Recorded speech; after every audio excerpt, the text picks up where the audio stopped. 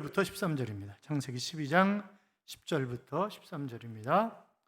창세기 12장 10절부터 13절. 찾으셨으면 아멘. 창세기 12장 10절부터 13절. 찾으셨죠? 못 찾으신 분은 화면 보세요. 교도하겠습니다. 제가 10절 읽습니다. 그 땅에 기근이 들었으므로 아브라함이 애굽에 거류하려고 그대로 내려갔으니 이는 그 땅에 기근이 심하였습니다.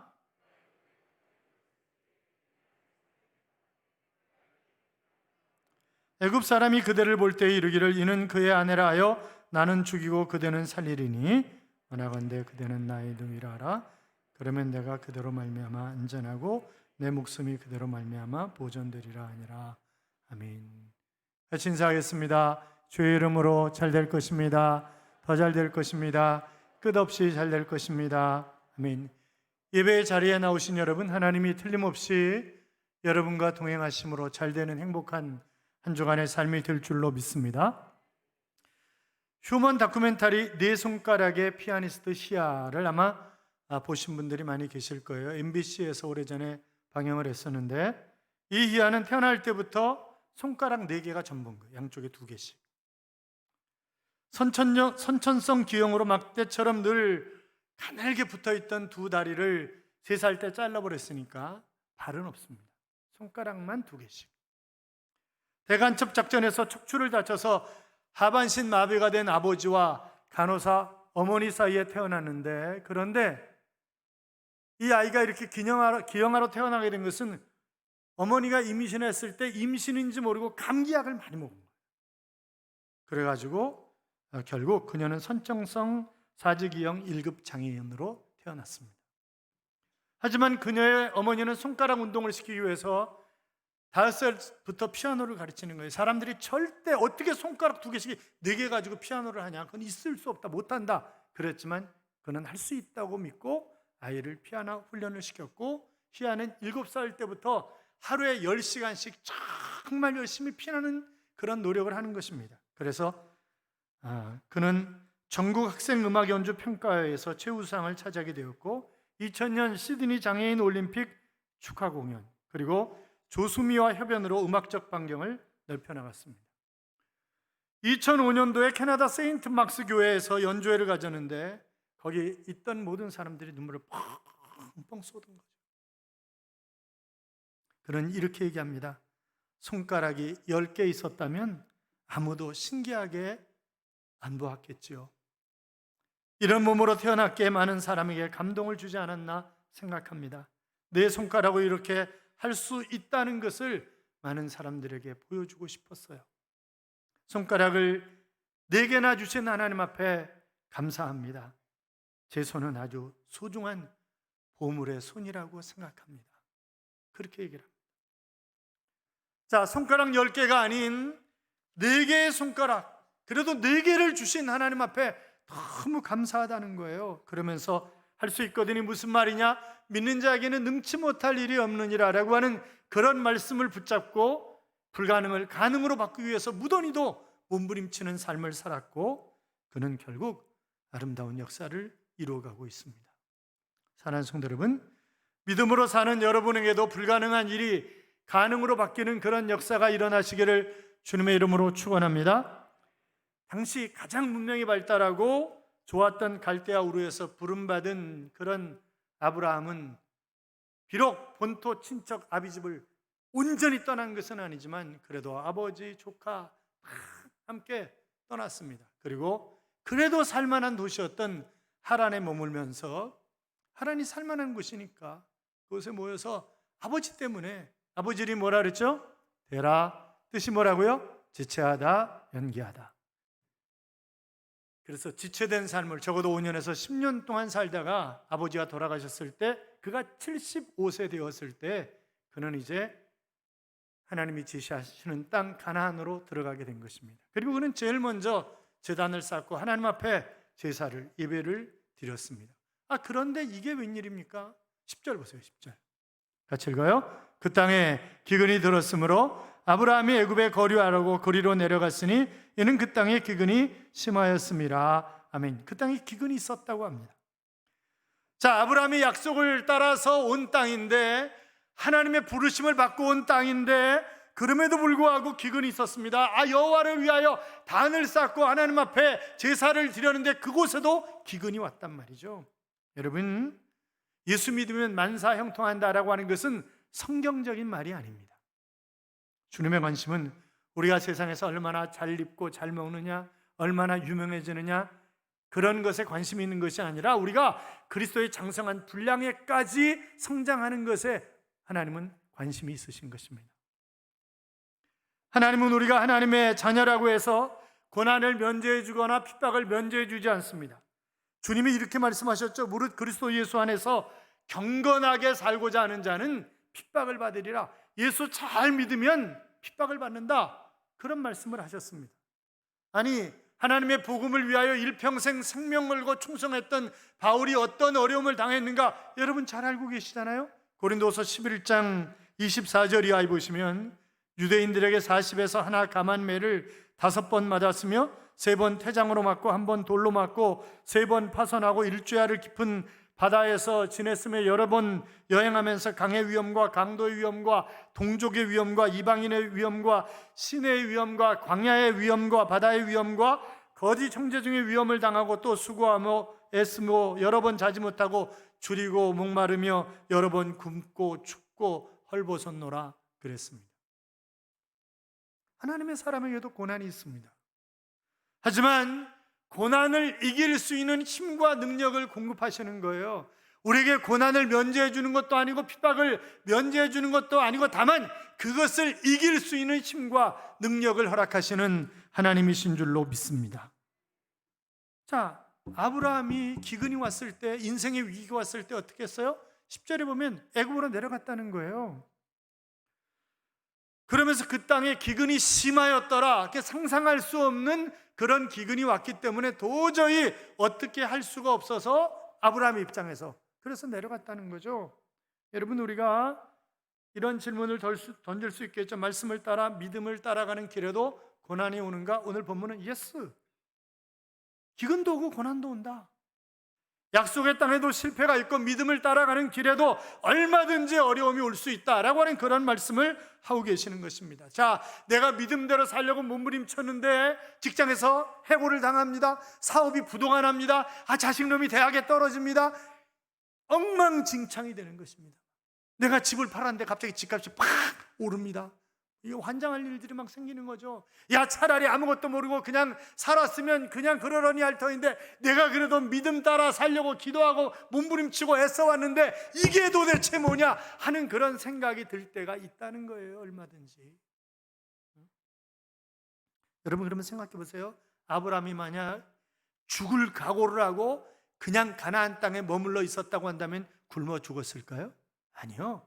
하나님 피할 길을 내셨어요. 얼마든지 그에게 부르신 하나님이 길을 열어주셨을 터인데 그런데 그거 못 견디고 가는 거예요. 그에게 온 첫 번째 경제적 시험에 넘어진 것입니다. 왜 하나님이 기근의 땅으로 인도하십니까? 하나님이 이렇게 말씀하셨어요. 내가 내게 지시하는 그 땅에 거주하라, 이렇게 말씀하신 거예요. 그런데 떠나간 거예요. 애굽으로 내려갔으니 그랬는데 여기 내려갔다고 하는 말은 단순하게 지리적으로 옮겨졌다라고 하는 그런 말이 아닙니다. 영적으로, 신앙적으로 지켜야 할 선이 있는데 그거 다 놓고 내려갔다는 얘기예요. 사랑하는 성도 여러분, 신앙생활에는 넘어서는 안 될 선이 있습니다. 이성교제에도 지켜야 할 선이 있잖아요. 신앙생활도 마찬가지예요. 우리가 때로 등산 갔다가 산에 가면 절이 있습니다. 그러면 절에서 스님을 만났어요. 그렇다고 부처 앞에서 이거 해요? 그거 하면 안 되는 거잖아요. 그렇잖아요. 가족들을 위해서 먹을 음식을 함께 만들 수 있습니다. 그러나 제사상 앞에서 절을 하는 것을 하나님이 기뻐하시지는 않습니다. 함께 회식 자리에 동참할 수 있지만 분위기가 그렇다고 해서 술 마시고 생면부지에 여자를 껴안고 브루스를 쳐서는 안 되는 것입니다. 그렇잖아요. 신앙생활에도 국경선이 있습니다. 여러분, 다윗 보세요. 신앙의 국경선을 넘었어요.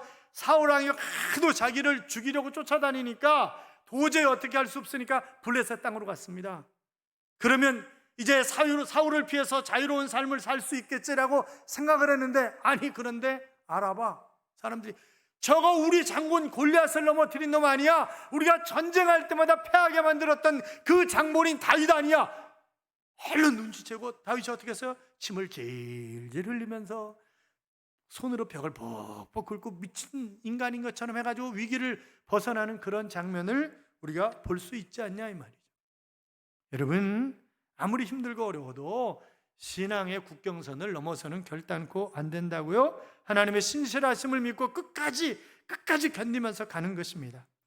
아브라함이 가나안을 떠나면서 하나님, 제가 하나님 등지는 것 아닙니다. 잠깐만 내려갔다 올라올 것입니다. 여러분, 늘 신앙의 국경선을 넘는 사람들의 공통적인 말이 뭐예요? 하나님 잠깐입니다. 하나님도 이해하시잖아요. 코로나19잖아요. 제가 지금 저 과장인데 부장 승진해야 되잖아요. 제가 이제 사업 시작했는데, 제가 이제 자리가 좀 잡히면 하나님 잠깐만.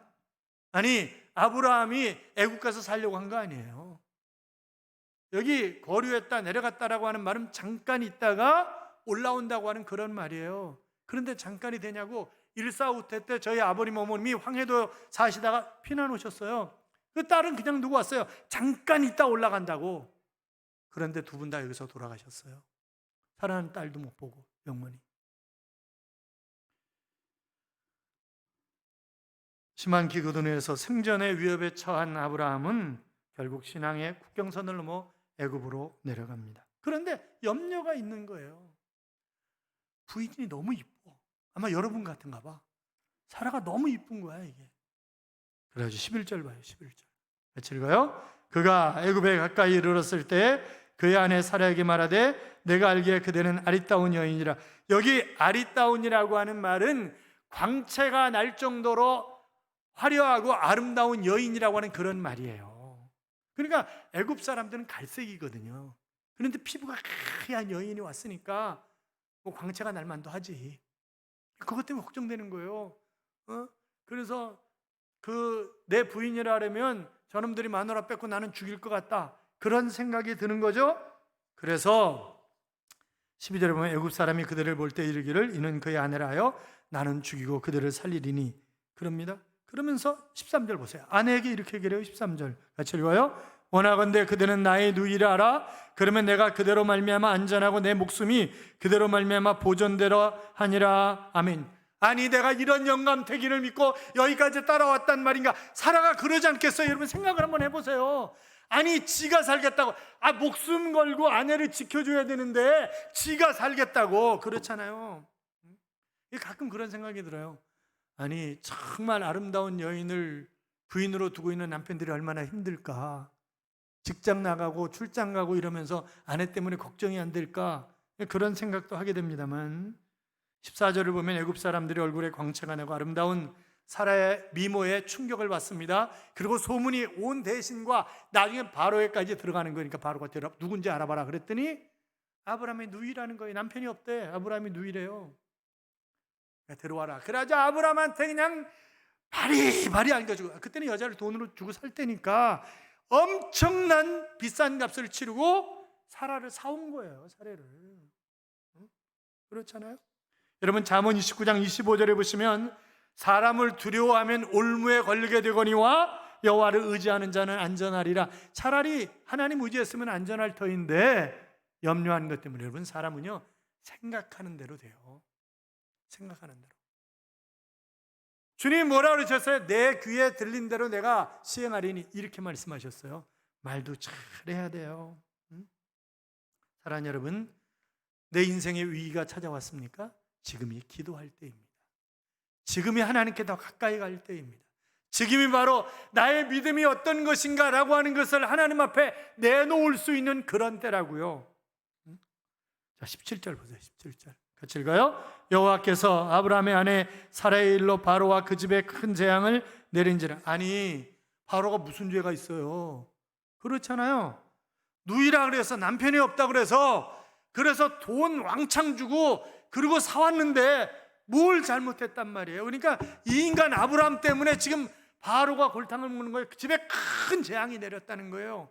야, 이것이 바로 그 사례 때문에 문제구나, 아브라함이나 사례를 건드렸다간 이거 결단나겠구나라고 하는 그런 생각을 가지고 제발 데려가라는 거예요. 제발 데려가라고, 그리고 바리바리 싸서 보내는 거잖아요. 여러분 생각을 해보세요. 역사는 하나님의 자녀를 중심으로 돌아가는 줄로 믿습니다. 그러니까 여러분이 어떻게 사느냐에 따라서 여러분의 가정과 여러분의 일터와 여러분의 이웃들이 복을 받느냐 복을 받지 않느냐라고 하는 것이 결정난다니까요. 그러니까 우리가 잘해야 가정이 살고 교회가 살고 이웃이 살고 민족이 사는 거지, 우리가 잘못하면 다 엉망진창이 돼버리고 마는 거예요. 사랑하는 여러분, 순간의 위기를 모면하기 위해서 신앙의 국경선을 넘지 맙시다. 하나님의 사람은 언제나 말씀 안에 거하면서 하나님의 약속을 붙잡고 살아가는 것입니다. 아니, 갈대아 우르에서 나왔으면 하나님이 책임져 주실 터인데 애굽에 내려가고 거짓말하고 자기가 살겠다고 아내를 배신하고 팔아버린 이런 아브라함을 만약 여러분이 그 바로 왕이라면 어떻게 하겠어요? 저 같으면 아브라함 쳐 죽였어. 그렇잖아요. 야 임마, 네가 인간이냐, 어떻게 마누라를 말이야 누이라고 말이지, 너 그게 말이 되냐? 나이살이나 먹어가지고 이러면서 난리를 치지 않았겠어요? 그러면 여러분 생각해 보세요. 이렇게 거짓말하는 인간도 하나님이 축복하시는 것을 보여주기 위해서 하나님이 이 부분을 우리에게 허락하신 것인가? 그런 건 아니라는 거죠. 하나님이 얼마나 신실하신 하나님이신가를 보여주기 위한 거예요. 왜? 하나님이 갈대아 우르에서, 아니 하란에서 불러낼 때 뭐라고 그러셨어요? 창세기 12장 2절에 보시면 너로 큰 민족을 이루고 너를 창대케, 네 이름이 창대케 되면 너는 복이 될지라, 이렇게 말씀하셨잖아요. 그러니까 그대로 이루어 드리기 위한 그런 하나님의 신실하심을 보여주시는 것이지, 여러분 하나님은 시건치 아니하시는 하나님이신 줄로 믿습니다. 그렇잖아요. 신명기 7장 9절에 보시면 그런즉 너는 알라 오직 내 하나님 여호와는 하나님이시요 신실하신 하나님이시라 그랬고, 이사야 49장 7절에 보시면 하나님 자신을 소개하면서 신실한 나 여호와 이렇게 말씀하십니다. 데살로니가전서 5장 24절에 보시면 너희를 부르신 이는 미쁘시니, 여기 미쁘다라고 하는 단어는 신실하다라고 하는 그런 의미의 단어입니다. 하나님 신실하신 하나님이세요. 약속하셨으면 지키는 거예요. 어떤 성경학자가 다 자기가 뒤져보니까 작은 약속까지 성경에 32,500여 가지의 약속이 있는데 그렇게 얘기를 합니다. 여러분, 어마어마한 약속, 그 약속을 붙잡고 사는 우리는 이미 하나님의 복을 받은 그런 사람들입니다. 그렇잖아요? 아무리 힘들고 어려워도 약속을 붙잡고 살아가십시오. 힘들고 어렵다고 하나밖에 없는 생명을 끊으려고 이상한 생각하지 말고 하나님의 약속을 붙잡고 씨름하면 하나님께서 우리에게 신앙의 대로를, 시온의 대로를 활짝 열어주실 줄로 믿습니다.